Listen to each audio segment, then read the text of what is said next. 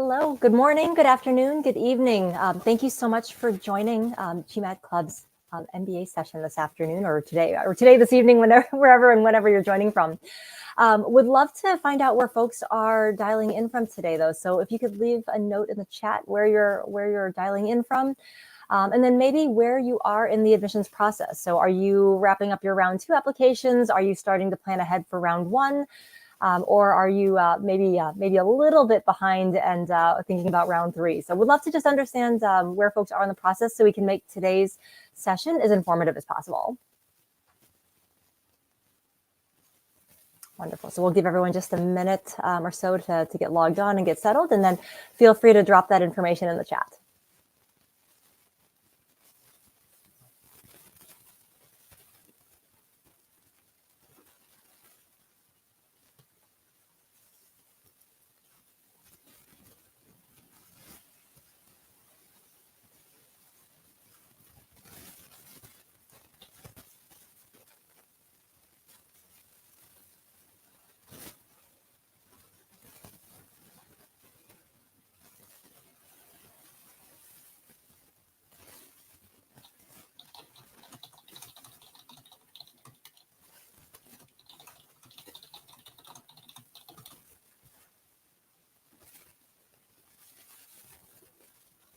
Okay, wonderful. We'll go ahead and get started. So for those who are just joining us, as I mentioned, my name is Joanna Graham. I have been with Target Test Prep for a couple of months now, but I have been working in the admissions space and in the MBA world for over 20 years. I spent almost a decade at the Graduate Management Admission Council, where I was the product manager for the GMAT exams. So certainly happy to talk a little bit of test prep tonight. Although just so you know, we are here to talk a little bit more broadly about MBA admissions and applications. So very, very excited to have you all with us today.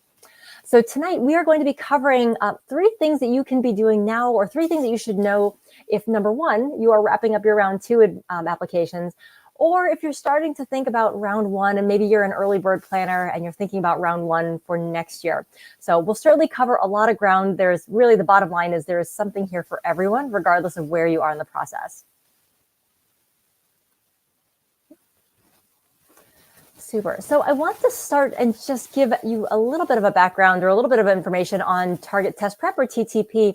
One of the amazing things about TTP is, unlike segmenting all of your needs for your MBA applications, TTP really is your one-stop shop for everything you need on your admissions journey. So TTP offers very rigorous GRAT and GRE preparation, as well as preparation for the new GMAT Focus, which many of you probably know is well on its way. We offer a variety of services and products, whether it be self-study courses, live classes, or tutoring. What I will tell you from my time working both in the test prep space as well as at GMAT is that, I think test prep is a very personal choice. And so I love the fact that TTP has a lot of different varieties and options out there. I can tell you that statistically, whether you prep on your own or whether you prep with a tutor or in a class, honestly, it didn't always necessarily make a big difference. But really what I can tell you, and from my experience, is that for folks who are really busy, who are incredibly, are juggling a lot of things, I think that the structure that a course or tutoring provides is just invaluable. There's something I think really nice about being able to work with someone, knowing that you're being held accountable to someone, whether it's a tutor or whether it's classmates in the classroom. And then for the self-study course, as I mentioned, statistically, when I was at GMAC, we saw that there wasn't a difference necessarily between folks who self-studied or who purchased private one-on-one tutoring. But what I will say is that the folks who were self-studying, though, often did, over 90% of them typically were buying some type of self-study course or a book or something like that to help them in that process. So as I mentioned, TTP has a wide variety of services. We also offer admissions consulting. As I mentioned, I am one of TTP's admissions experts, having been in the space for over 20 years. I've worked with several hundred clients over the last 20 years. And I am really proud to say that, over 90% of my clients are accepted into one of their top 3 choices. So I've seen a lot. I have certainly worked with a wide range of candidates, and I am happy to be a resource. You can always visit our website and request a free consultation. So let's start I talked a little bit about round 2 and round 1. So let's start just by talking at a very high level about MBA admission rounds. So depending on where you are in the process and depending on which schools you are looking at, rounds are typically broken out into 2, but very oftentimes 3 different rounds. You have round 1, which is, as it might sound, is just that. It's the very first round. It's the very first intake. Those due dates are typically in the fall. Oftentimes in September. You have round 2, which in those deadlines typically fall around New Year's. And then you have round 3 for a handful of schools. And those deadlines are typically going to be sometime in early spring. You also have a couple of other different types of deadlines or admission cycles as well. And those are called rolling. And what rolling just means is a school evaluates your application as they receive it. And so there are certainly pros and cons to that as well. But the nice thing about rolling is that there isn't necessarily a hard and fast deadline that you are working towards. Although I will tell you that when I work with my clients, I encourage them to try to get that application in as early as possible. We'll talk about some of those reasons in just a moment. And then you do have some schools, for example, like Duke, the Fuqua School, that offers an early program. So that's an early deadline that's even before round 1. And that typically is a much smaller applicant pool as well. And so I encourage you, when you start thinking about rounds, when you start thinking about when is going to be the best time for you to apply, think about a lot of different things. So think about your personal life and your professional life. When are you going to be able to dedicate a consistent amount of time on a regular basis to thinking about your applications, the essays, the letters of recommendation, extracurriculars? For some folks, if you're going to be up for a promotion, for example, at work, that may be a consideration. Do you want to wait potentially until you go through that annual review cycle so that if you do get that promotion, it's something you're able to talk about or mention in your resume or in your essays? And so there are a lot of different factors to think about when it comes to applications. What I would say is that, there are certainly some advantages to applying earlier. I think the first obvious one is just that there is really a blank slate or a blank canvas for schools for that round 1. At that point, and what I mean by that is that admissions officers have not seen a single candidate, so they don't necessarily know if they have, a saturation of consultants or a surplus of folks coming from tech or STEM or engineers. And so they don't necessarily have certain buckets that have already been filled with certain types of profiles. For many schools, Harvard is a great example. They take the same number of students across rounds. And so in many ways, statistically, it's going to be similar in terms of what your acceptance rates look like. And there will certainly be some rough estimates in terms of how students or what schools are looking for in terms of the types of students they are recruiting for and that they're looking for in those pools. But by and large, the earlier you apply, there are, as I mentioned, it's sort of a free for all. You've got a blank slate because those seats have not technically been filled yet. And so if you are able to try and move your application so that you are applying in either round 1 or round 2, that is certainly going to be to your advantage in many cases. One of the other reasons that folks like to apply earlier is access to scholarship money. And so one of the things that I would mention about scholarship money is just that the money is going to be rolling, essentially. And so scholarships are offered to deserving candidates, to deserving applicants as those applications are received. And so typically by the time you get to round 2, there's some scholarship dollars left, but many of those dollars have been allocated through round 1. By the time you get to round 3, or potentially even round 4, or late spring, early summer, most of that scholarship money is typically gone. And so I do encourage students, if financial aid and scholarship is a big driver for you, it is 100% in your best interest to be thinking about round 1 or round 2, just to give you greater access to those pots of scholarship money. The other thing I wanted to mention here about applications and deciding on when to apply is, I'm sure many of you have heard the expression, don't let perfect be the enemy of good enough. So what I'm going to tell you now is the complete opposite, and is in many cases, do let perfect be the enemy of good enough here. And what I mean by that is that you want, especially if you're looking at very elite and top tier programs, you want to make sure that your application reflects the very best version of yourself. There is quite a bit of competition, as you probably know, between industries or across industries. When you think about test scores, when you think about just work experience and extracurriculars, the margin of error is going to be very, very slim with these elite programs. And so, students a lot of times coming up against deadlines will ask, is it better to get my application in for round 1, or should I wait to round 2, especially if my application is maybe not at an 80 or 90% solution? It's a very personal decision. Again, as I mentioned, there are a lot of factors that go into which round you should be applying during.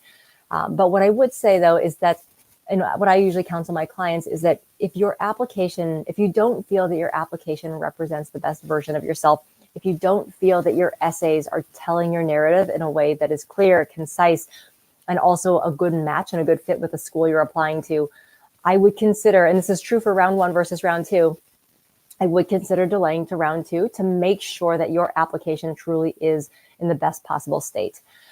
It's a very different conversation when you start talking about round 2 versus round 3. For many of my clients, the question then comes up, do I really want to apply round 3, or do I want to potentially delay a couple of months and apply round 1 during the next cycle? And again, it's a very personal decision for a lot of folks. I know there are many considerations that you have when thinking about when is the right time to go to business school. One of the things I do caution you to think about is if you are thinking about round 3, and typically schools are not taking nearly as many applicants during round 3, you want to think about the impact on potentially being rejected in round 3 and then having to reapply 6 months later. And I think reapplying to schools is far more challenging than a lot of folks believe it to be. And the reason is that you have to put together an entirely brand new package. And while not every school is going to look at your application side by side, you need to be able to demonstrate what has changed essentially in the course of that year. But for round 3, you're really not talking about a year, you're talking about more like anywhere from 4 to 6 months. And so it's really something you should think about as you start thinking about which round is going to be the best round for you. Okay, so for folks who are applying round 2, let's talk about 3 things that you want to remember and think about. So round 2 can always be challenging because if you are in the thick of this, you probably very well know, round 2 deadlines are typically sometime in early January around New Year's. And what that means is not only are you competing with everything you have to do at work to wrap up the year, you're also competing with a whole host of year-end holidays. You're probably competing with a handful of personal commitments in addition to juggling everything at work. And so it is so important to get organized. At this point in the game, the kinds of conversations I'm often having with my clients have to do with ruthless prioritization. And what I mean by that is at this point, coming out, at least if you're based in the US, coming out of Thanksgiving and getting ready to head into the whole host of December holidays that there are, your essays need to be well underway. If you have not asked individuals to write your letters of recommendation, I will tell you right now, you are very, very late. There's nothing worse than asking someone to write a letter of recommendation and asking them to juggle that with everything they're already doing towards the end of the year. Number 1, you're going to alienate your letter writers, but number 2, you're probably not going to get the quality that you would have gotten if you had asked them 3 to 4 months ago. If you're requesting things like transcripts, you want to make sure that you are getting those in order. And then taking a look at, are there any potential additional statements or things that you need to prepare to explain your story better?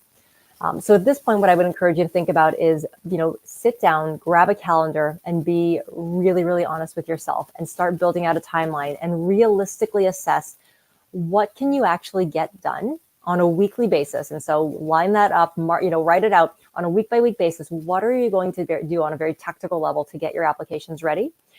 And then start prioritizing. So rank stack your applications. So if you know that you have 5 applications that you're trying to get out, what are the top 3 that have to get out the door? And maybe what are the 1 or 2 that would be nice to get out of the door? While you can parallel track certain things, you don't want to be spreading yourself too thinly, especially as you start thinking about some of the supplemental essays that some of these applications are requiring you to write. The level of customization, the detail, the research that you need to do is really going to trip you up if you are trying to do this across several schools. And so what I would encourage you to think about at this point, if you haven't already, is which of the schools that you want to prioritize essentially in order to put forth, again, as I mentioned earlier, the very best version of yourself. A couple of other things you can be doing. Make sure that you are proofreading every word of your application and then get help or find a friend. One of the things that I spend my winter breaks doing are reading applications. I always tell folks, my clients, they're fortunate because in a previous life, I was an editor and I edited medical textbooks. And so I have a good eye for things like this. If you don't have someone like that in your circle, see if you can find someone who you know is incredibly detail oriented.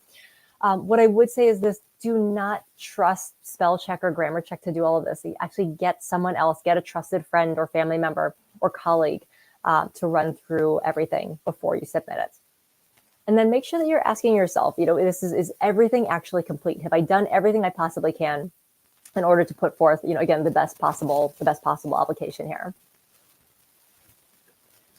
Number two, and this may sound kind of silly to folks because obviously everyone who is working professionally has a resume, but for business school, I always like to tell folks, don't forget your resume. And so just remembering here that your MBA resume isn't the same as your professional resume. And as I can see here, obviously I did not have a friend proof my slides before we hopped on because I see an extra P sitting on my slides, which is horribly embarrassing. And I sincerely apologize. But this is probably a great lesson when we talk about the importance of proofreading every single word. But again, your MBA resume is not going to be the same as your professional resume. And so making sure that you are taking a look and giving your resume a refresh. The number one offense that I see is that resumes, as a reminder, should be one page. Unless you have been working for 15 plus years, your resume should sit on one page. This is not the schools punishing you and not wanting to read about all the wonderful things you've done. This is absolutely an exercise very similar to the essays, and how concise you can be and how you can prioritize the most important details that you want to share. When you think about your resume and when you think about your application, I encourage you to think about it very holistically, like a jigsaw puzzle. So every piece of your application is going to tell part of that story or tell sort of what that picture is supposed to look like. And there should be a little bit of tangential overlap. Obviously, if none of the puzzle pieces looked the same or had some overlap, it wouldn't really make for a great puzzle. It probably is going to look like a Picasso. But you want to make sure that you are not retelling the same stories across your application, in your resume, in your essays, in the letters of rec. And so you want to make sure that you do have a very diverse roadmap of stories and of things that you're talking about. In your resume, make sure that you are anchoring things to skills. So highlight skills, highlight impact and results. I'm sure you probably have heard about how important it is to show results, to use metrics wherever it is possible. The other things I would encourage you to think about are making sure that you are using very strong action-oriented verbs. If there are things that you have owned, take ownership over those things and make sure that that is very clear in your resume. And also don't forget extracurriculars.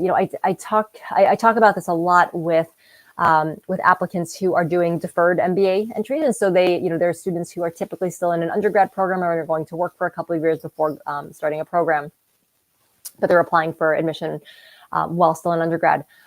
If you are a little light on work experience, so whether you are still an undergrad and you're looking to be a straight through, or whether you are just a little light on experience in general, extracurriculars can help fill in some of those gaps. And what I would encourage you to think about is, if you are, so for example, if in college, let's say you are a student athlete, think about the business skills that you are building by doing other things. So if you're a student athlete and you are, time management is obviously going to be a skill, grit, perseverance, there are going to be all these wonderful soft skills that you develop by being an athlete.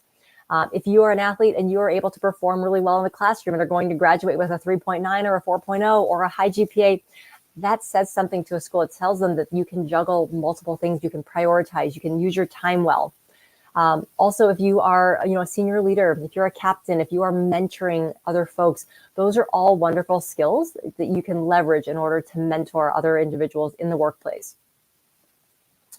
I'd also encourage you to think about, again, as part of extracurriculars or volunteer work potentially, if you were doing any type of fundraising work. So I had a client I worked with recently who was a little bit light on experience, but talked about how every year he organized a 5K race that attracted a couple thousand people, and he raised over $50,000 every year.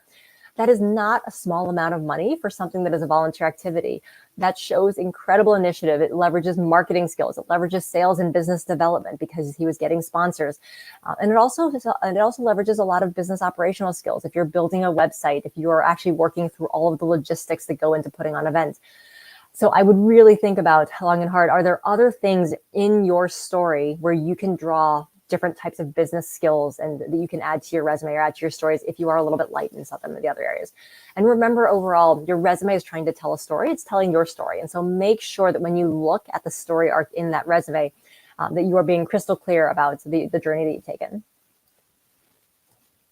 And then last but not least, start interview prep. And so what I would say about this is, depending on the schools that you are applying to, again, interviews are not guaranteed at every program and they're not guaranteed for every candidate. But one of the things that I tell my clients, especially as you're working on essays and as you're working on your application, is create what, some people call it a parking lot, some people call it a graveyard, whatever you want to call it. create a repository where you can just start listing out things that don't make it into your application. So if there are great stories, great anecdotes, great results or projects that you've worked on that don't find a home somewhere in your application, move that to a working document that you can use to start getting organized when you start thinking about the stories you want to tell in your interviews. This will go a long way in terms of starting interview prep, but this is a great way for you to start thinking very strategically and very tactically about what are the stories that I want to be telling in an interview that help now validate everything I've already said in my application. All right, so that was round 2. Let's move over into round 1 now. So for folks who are early birds and thinking now potentially about round 1, the number one thing I'm going to tell you right now for round 1, if you're thinking about next year, number 1, have a testing plan. Now, a lot of you are probably thinking or thinking, well, but tests are optional at a lot of schools now, and that is absolutely true. But what you will probably see is that testing can absolutely play a role. And one of the things that I would tell you as someone who has worked for a company that builds standardized tests, but as someone who's also been teaching test prep for years as well, this is the one thing that you can influence. When you think about everything else in your profile, your undergraduate GPA, your work experience, these are things that all happened in the past or things that you're currently doing. You cannot go back and change these things. The one thing you have control over is that test score. And so if you maybe were not so focused in college and you did not do so great in your econ classes or in your stats or accounting classes, and you have some quant blemishes, a strong GMAT or GRE or GMAT focus or an EA score is a great way to demonstrate competency to a business school. And more importantly, because that score is going to be current or more recent, to a school, it really gives them a better idea of the person you are today as opposed to the person you were in undergrad. That being said, it is not going to completely erase, let's say you had a 1.7 in college, it's probably not going to completely erase a GPA of that magnitude, but it can absolutely help to tell a better story, to show how you have grown, how you have evolved, how you have matured, how you have gone on to develop the appropriate skills in order to be successful in a business program. If you are wondering which test is going to be a good fit, I would encourage you, especially because you have the time since you're thinking about round 1, take a diagnostic. So carve out a couple of hours each weekend over a couple of weeks and sit down and take a diagnostic exam. And you can take a look at that exam, see how you're stacking up, take a look at the percentiles. Also take a look at what feels just a little bit easier and more natural to you. For a lot of folks, the GRE has an on-screen calculator for the entire quant section. The GMAT does not. That is often a really attractive trait for a lot of folks if they are not feeling as secure about their quantitative skills. So I would definitely encourage you to take multiple diagnostics, see which one feels like a better fit. And then certainly my colleagues at TTP are always happy to chat with you more about trying to figure out which is going to be the best exam for you based on your goals and your plans. So another thing you can do now, start taking an inventory of your strengths and weaknesses. And what I mean by that is when you think about strengths and weaknesses, it's not just thinking about what are the things that I'm good at, what are the things that I'm not so good at. It's going through and taking a look at your profile holistically and thinking about where have I demonstrated leadership? Where have I potentially managed people? Or where have I had financial responsibility? Have I managed a P&L at work? Are there things that you can do, especially, again, if you have a runway potentially of up to a year, are there things that you can do to strengthen your profile overall? If you don't have a lot of extracurricular activities or volunteer work or things like that, are there things that you can do to start organically adding some of that to demonstrate impact now? I will tell you, and a word of caution a little bit on volunteer work and extracurriculars, if you do not have a strong history of them and you add a ton of stuff in the year before you apply, schools do notice that as well. And I think there certainly are good intentions behind it, but I would urge you to just think about creating some balance and picking activities or picking things that are very much in line with other things that you care about as demonstrated in your profile. And so, for example, if you are someone who works in finance and you are providing, say financial support or bookkeeping support to a nonprofit or to a startup, that is going to certainly very, very much in line, very much in your wheelhouse in terms of the things that you are good at. I would not necessarily, if you don't have extracurriculars, I would not necessarily go out and start volunteering at a dog shelter or an animal shelter 4 hours every Saturday. It certainly is altruistic and is great, but it's not necessarily consistent with anything else in your background. And so I would also think, especially if you're looking at an MBA as a way to pivot into a new space, I would think about trying to leverage your volunteer work and your extracurriculars to show demonstrated interest in that new field potentially as well. And so there are all sorts of ways you can position extracurriculars to really be strategically supportive in your application process. And so I'd urge you to think long and hard about that. The other thing that you want to think about as well is supplemental education. And so if there are potential gaps in your education, like for example, I will be really candid, I was a liberal arts major in college. And when I started thinking about business school, I realized I had a pretty decent runway, and I thought maybe I should go take a stats or a finance or an accounting course. And the reason behind that was I wanted to be able to demonstrate to schools that even though I was very strong in humanities, I was working in a space where I was not leveraging quantitative or finance skills, for example. And so I wanted to be able to show schools that I had those skills. And so again, think about, are there things that you can do, whether it's additional coursework, or there's no shortage of nano degrees or micro credentials or all sorts of supplemental ed courses that you can take. They're self-driven to, again, demonstrate interest, but also show that you're building some additional competencies and skills before you start a program. And then finally, this probably sounds like it probably sounds pretty intuitive, but I would encourage you, start your school research and planning now. And what that means is, I think there's a lot that goes into finding your fit and thinking about which school is going to be the best fit for you. I always encourage folks to do, another sort of personal inventory here and think about, if you are open to relocating, number one, where are you open to relocating? Start doing some due diligence on what the cost of living is in those cities, what the culture is like, what the social life is like. I would definitely encourage you to think long and hard about, where are you choosing to call home potentially for up to 2 years? And where do you want, probably more importantly, where do you want to work afterwards? And so are those locations going to open up the opportunities to you that you want and need post-graduation? And so geography, I think, is a big piece of this, figuring out the finances, and then starting to think, then obviously a much deeper dive into the actual programs. Are these programs that you genuinely feel like are going to give you that boost? So for example, if you're thinking that you want to, if you're thinking about pivoting into marketing or you want to work in CPG, Kellogg may feel like a very good and natural fit to you. You want to think about, are you willing to relocate to Evanston, Illinois for a couple of years?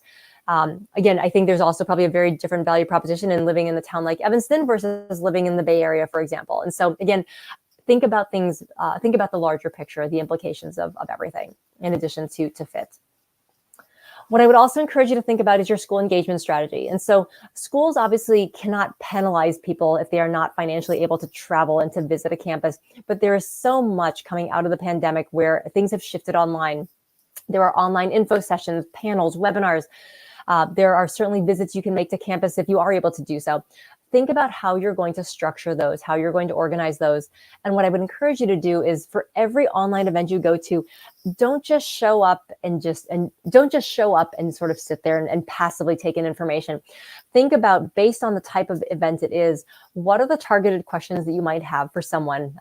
Because as you start thinking about what are the stories that you want to tell in your application, what are the things that would be helpful to hear from someone who is a recent alum or a current student or someone who works in admissions?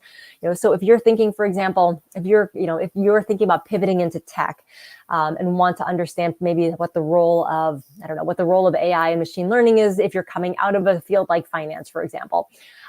There are certainly questions that you may want to ask about what types of courses on AI and ML the school offers. How do they address maybe that intersection between technology and finance? Whatever those fields may be or whatever those questions may be, go into those events with very targeted questions, because the whole point of going there is obviously to engage with folks, but you should be learning things and taking away nuggets that you can then apply and talk about in your applications themselves. And then lastly, with regards to school visits, what I would just say here is that as you think about planning school visits, I know it's very convenient and much easier for folks to try to do those over the summer, but do try to schedule on-campus visits when school is actually in session. It makes a world of difference when you can be somewhere, attend a class, and actually interact with full-time students who are there in the program that you are actually interested in.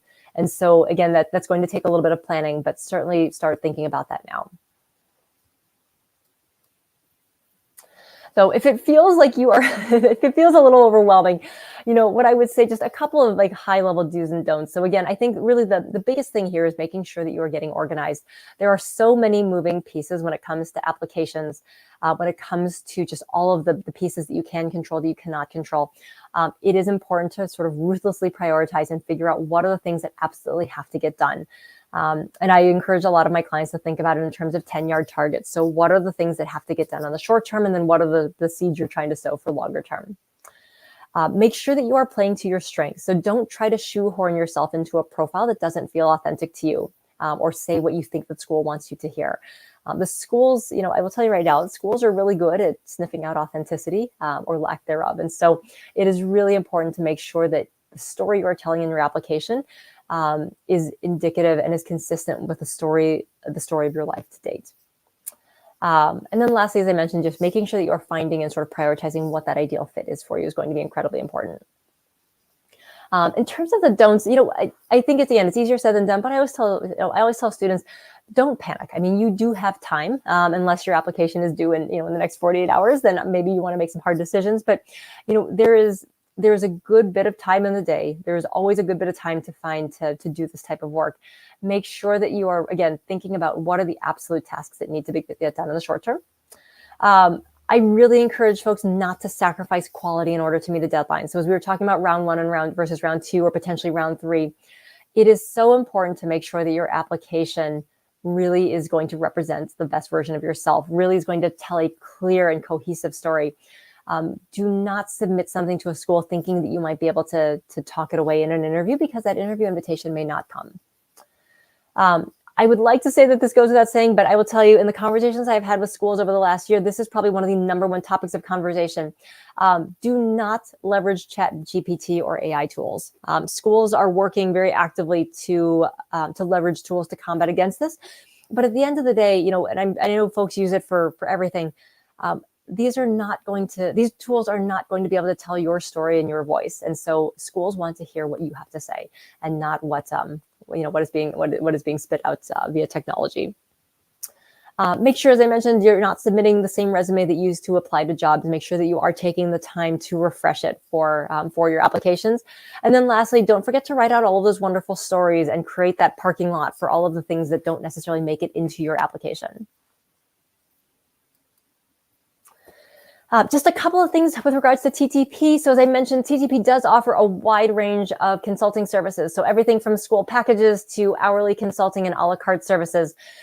If any of you applied round one, I know those decisions are coming out very soon. We do offer what we call a ding strategy. So if round one did not go the way that you were hoping, and you get that feedback and want to re-strategize and think about how to approach round two, our ding strategy service is a wonderful option. There's obviously a lot of work that we do in terms of deferred entry or pre-application strategy if you're thinking about school in a couple of years. Or what we call kind of our mentorship bundle. I do quite a bit of work with folks who are just really thinking at a higher level about what career decisions might, sort of key decision points might be coming up, and how does an MBA potentially factor into that, and how do you tell that story effectively. What we are really happy to offer today, between now and December 6th, we are offering a 10% discount of all of our admissions consulting services, with the exception of hourly. So that's admissions NOV 10 through December 6th. And then I did want to just plug our Black Friday sale for all of our GMAT plans, including Live Teach. So Black Friday 20 is going to be the code, and that code does expire tomorrow, actually. So you've, in this case, you've got a little over 24 hours to take advantage of our Black Friday Cyber Monday sale on test prep plans. And with that, I will pause and see. And first off, thank you very much for your time and attention in joining today, and then see if there are any questions from folks.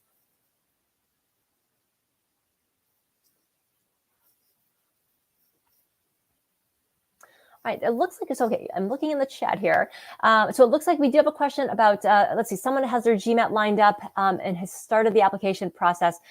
And I'll be really honest, without knowing more about you, it's really hard to say whether round 3 is going to be a good fit versus round 1. I'll be really candid. I mean, I think that on the surface, if you haven't taken the GMAT, if you haven't really started putting things together, more importantly, if you haven't asked for those letters of rec, I think round 3 may be a little bit of a challenge. But more importantly, as I mentioned before, round 3 intakes are usually pretty small and they are very selective, because at that point, most schools are looking for a very specific type of profile.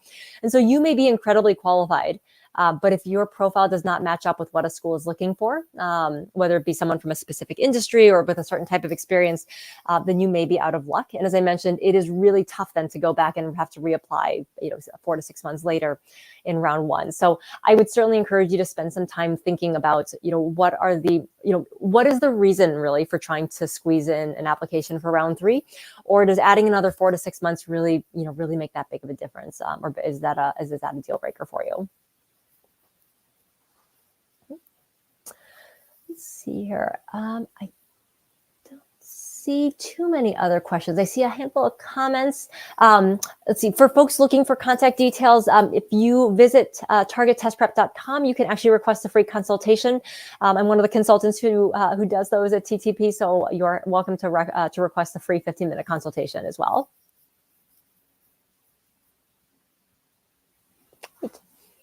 Are there any other questions this morning, this afternoon, this evening?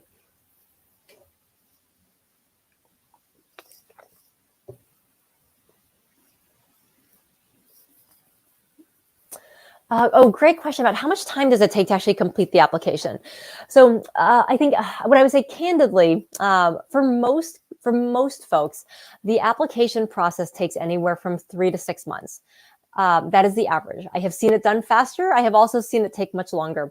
I think a lot of this comes down to how much pre-work you have done, though, in terms of thinking about why do you want the MBA? Why do you want to go to the schools that are on your list? What are you going to do after business school? And then really thinking long and hard about sort of what is your story? Like, what are you going to tell schools in your essays?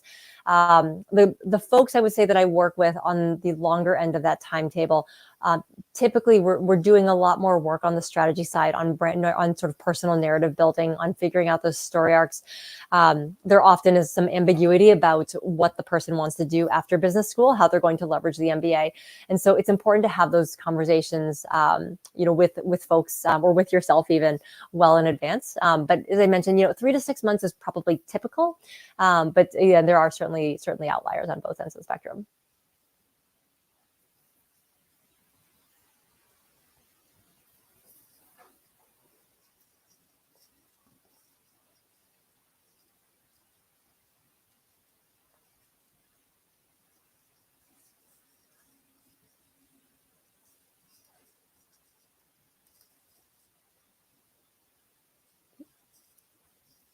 And then just one other thing I did want to mention, if you did enjoy the presentation this today, if you can hit that like button, that we certainly would love that feedback from you all too. So thank you very much to everyone for attending today.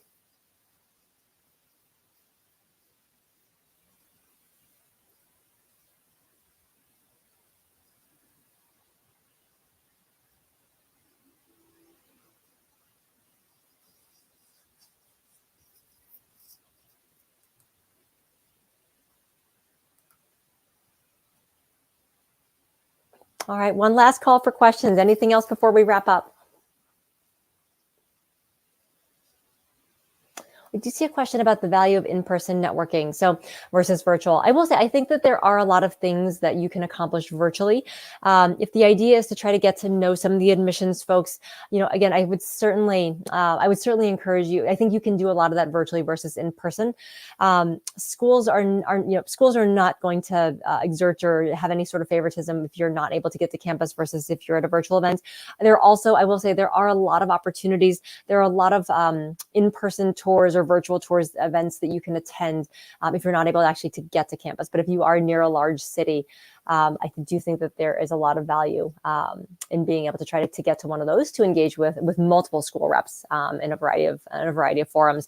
While I would say that while they're not necessarily going to remember everyone who they meet, I think at one of those events, it certainly is. I think it certainly is good for you to be able to go and engage with with other school professionals from a handful of schools, just so you can start comparing and contrasting in a very similar setting or forum.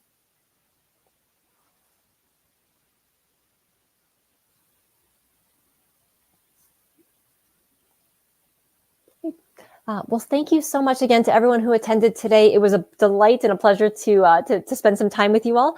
And regardless of where you are in the process, I would just say best of luck to you all. And, again, take a deep breath. If you're wrapping up round 2, you're almost there. And if you're planning ahead for round 1, get ready for a wild and fun ride. It obviously can be challenging, but I think there's just so much value, as you probably already know, in pursuing an MBA. And so I wish you all just the very best of luck as you start down this journey.